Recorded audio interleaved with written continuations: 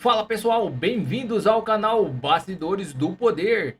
Aqui a gente não aceita narrativa pronta, porque investigamos, analisamos e revelamos os bastidores das decisões que impactam o Brasil e vamos além da superfície. Questionamos, conectamos fatos e mostramos o que está por trás dos interesses. Mostramos informações sem maquiagem, análises firme e compromisso com a verdade.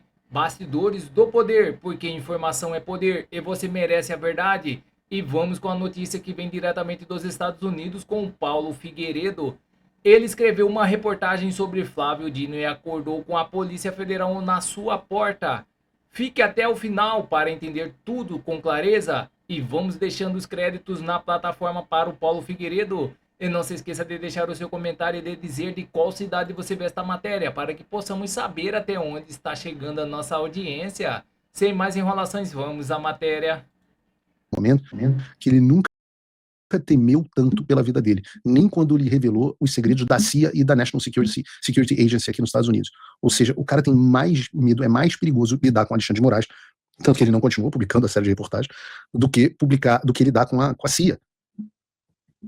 E nós dissemos, se houve uma coisa que nós dissemos, Gabeira, era de que a perseguição jornalista não ia acabar em jornalista de direita, os quais eles chamavam de blogueiros. Quando o inquérito da fake news foi aberto, ele passou a tratar como fake news qualquer notícia que desagradasse o Supremo Tribunal Federal. Mas os alvos eram, como eu disse agora, os blogueiros bolsonaristas. Então, tudo bem. Né? Começaram com Oswaldo Scrock, que eu desprezo, mas defendo até o fim os direitos dele, tem os direitos de se expressar e de ser jornalista, passou para o Alan dos Santos. Depois, ninguém reclamou, porque o Alan é maluco, não sei o quê, então tudo bem. Aí depois foi para o Rodrigo Constantino, aí foi para o Paulo Figueiredo, mas também ficaram calados. Aí foi para o Guilherme Fiuza, que eu citei agora há pouco. Aí a Jovem Pan começou a publicar editorial. Até o Monark, coitado, se ferrou. E tudo isso aconteceu, Gabeira, sob aplausos e apoio direto da emissora da qual você faz parte. Esta emissora da qual você faz parte é corresponsável pelo estado das coisas. A Eliane Cantanhede, que a Globo News demitiu no ano passado, me chamava de articulador e atiçador da extrema-direita. Dizia que eu era o braço direito do Trump na operacionalização aos ataques contra o Brasil. Procurem aí no YouTube. Eliane Cantanhede surta ao vivo ao falar sobre Paulo Figueiredo. Ficou maluca. Vejam vocês mesmos, tá? O vídeo está no YouTube ainda. Pediam a minha prisão. Comentaristas do Metrópolis pediam a minha prisão, como, por exemplo, o Energúmeno. Comentaristas do Estadão fez reportagem contra mim, o G1 fez reportagem contra mim, o UOL o tempo inteiro pedindo a minha prisão. Então não é que só essas pessoas se calaram e foram coniventes, não, elas aplaudiram, incitaram e participaram dessa perseguição. Aí agora você tem medo de falar? Né? Eu, obviamente, tenho, e acho que o Gabeira tem também, uma formação intelectual um pouco superior a de um texugo. E por isso, nós sabemos que regimes ditatoriais usam os seus poderes sem parcimônia com os seus opositores. A ideia de que o poder absoluto corrompe absolutamente. E não é incomum que os apoiadores virem e comecem a discordar do regime e passem a ser perseguidos. Por isso que eu disse inúmeras vezes, inclusive na minha entrevista ao Metrópolis, que eu estou fazendo o que eu estou fazendo em prol da liberdade de expressão para me proteger. Não estou fazendo para isso para me proteger. Eu vivo no exterior. Eu já estou perseguido de todas as formas. Então, para que eu estou trabalhando? Eu estou trabalhando para que todos possam falar. Inclusive, que o Gabeira não tenha medo de falar o que ele tem que falar. Que a Andresa Matais, que estava me entrevistando e me criticando, tivesse a oportunidade de falar. E, curiosamente, vejam, a Andresa Matais, que é uma jornalista de esquerda, e nesse momento está tendo um papel enorme na exposição do caso Master.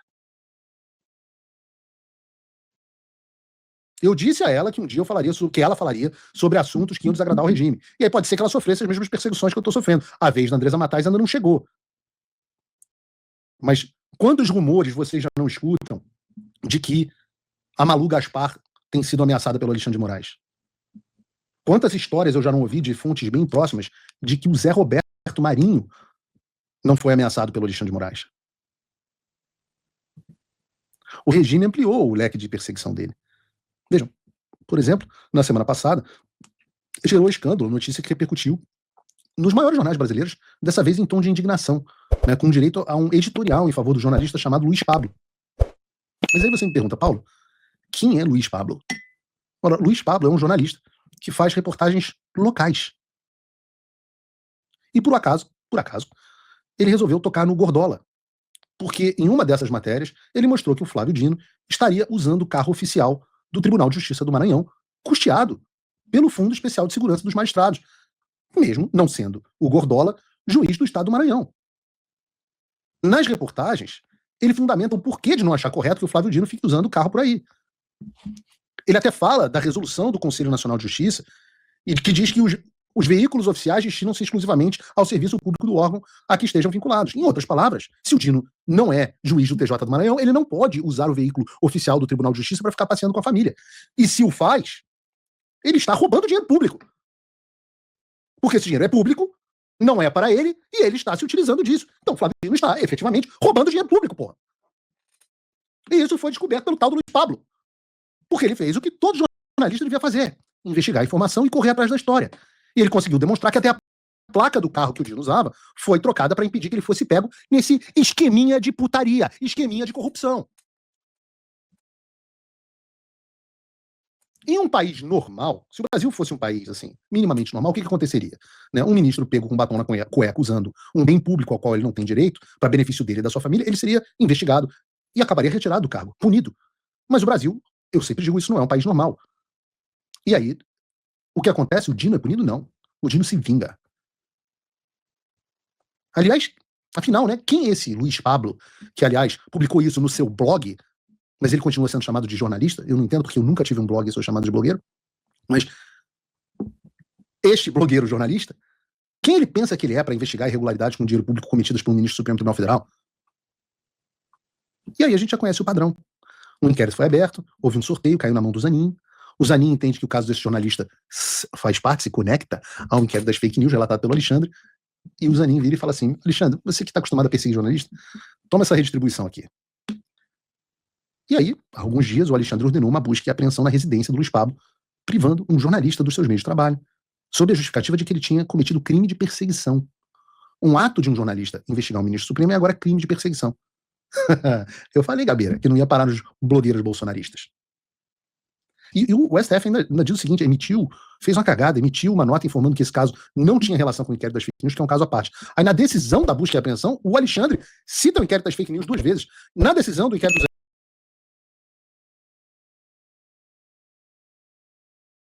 ele cita explicitamente o inquérito das fake news como a razão para redistribuir os autos para o Alexandre. E aí o STF diz: não, mas o caso não tem nada a ver com o inquérito das fake news. Ora, então o ato é nulo, porque a redistribuição foi equivocada. Isso é o inquérito das fake news de Schrödinger. Ele faz parte, mas não faz. É quântico. Ele faz parte. Vamos ver se vocês não entendem. Se vocês não entendem, é porque não entendem de física quântica. Ele faz parte e não faz parte ao mesmo tempo do inquérito das fake news, dependendo da posição dele no espaço-tempo. Se vocês têm dúvida, perguntem para o Sérgio. Ele vai explicar para vocês, pessoal que gosta de ciência, essa questão. Por sinal, a nossa equipe procurou uma nota oficial no site do Supremo, mas o site do Supremo estava misteriosamente fora do ar, né? A gente não conseguiu encontrar em nenhum lugar. E é uma bagunça, porque os caras se desacostumaram a fazer um bom trabalho. Eles precisavam de uma justificativa para perseguir um jornalista por ter feito uma matéria denunciando o Dino, e arrumaram a primeira coisa que eles viram pela frente. E aí o resto foi uma série de consertar a cagada. E a mídia, né, nossa, chocada. Que choque. Vocês foram avisados por outros jornalistas que há muitos anos são perseguidos pelo Alexandre, queridos. Agora chegou a hora de vocês. Aliás, vocês nem nos consideram jornalistas, né? O Alan dos Santos não é jornalista para vocês, embora tenha feito o maior veículo de comunicação política do Brasil, à época, o Terça Livre, de comunicação independente. Vocês não consideram o Oswaldo Scrock jornalista? Vocês não consideram o Rodrigo Constantino, que escreveu dezenas de livros publicados, escreveu em todos os maiores jornais do Brasil, inclusive no Globo. Vocês não consideram jornalista. Vocês não me consideram como jornalista, né? Me chamam de blogueiro, apesar de eu nunca ter tido um blog. Tem hora que me chamam de influenciador, embora eu ainda não tenha aberto o meu OnlyFans. Vocês me chamam de apresentador sem eu ter apresentado nenhum programa na minha vida, antes do Paulo Figueiredo Show. Vocês não consideram o Guilherme Fiuza, que eu citei aqui como jornalista, o cara que escreveu em todos os jornais, autor renomado, premiado. É tudo para não chamar a gente de jornalista. E qual é o conceito de jornalista para esses caras? É a primeira vez que está sendo perseguido um jornalista, é o tal Luiz Pablo. Por quê? Porque o Luiz Pablo é um repórter local, né? Não é alguém que defende ideias de direita. Caso você defenda ideias de direita, aí você não é jornalista, porque aí a perseguição é justificada, passa a ser expediente comum. É um mecanismo, desculpa, é um mecanismo psicológico antigo. É o mecanismo psicológico utilizado contra judeu, usado contra negro escravizado, e por aí vai.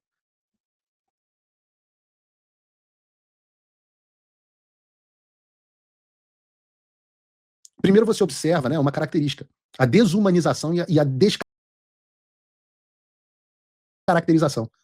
Então você pega os profissionais de imprensa, eles são retratados como disseminadores de ódio, blogueiros, apresentadores, integrantes de milícia digital, ameaça à democracia. Porque perseguir jornalista não pode.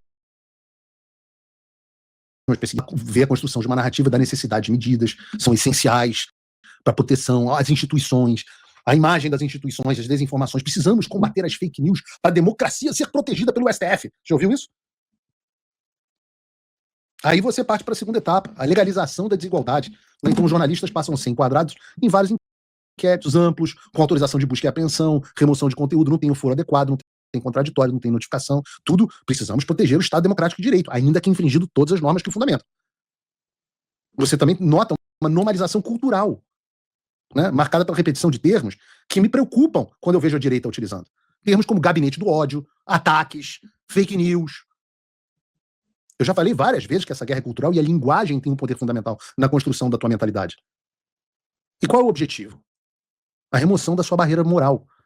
Ao tratar jornalista como não plenamente legítimos, você tem uma facilitação da restrição e da imposição de restrição sem nem que o jornalista se sinta culpado. Sem que ninguém se sinta culpado. Não. Paulo Figueiredo é um extremista de direita, como diz a Eliane Cantanhede, disseminador de não sei o quê, então é justo que ele seja calado. De que me importa se um pai não conseguiu ver o filho casar por perseguição no STF?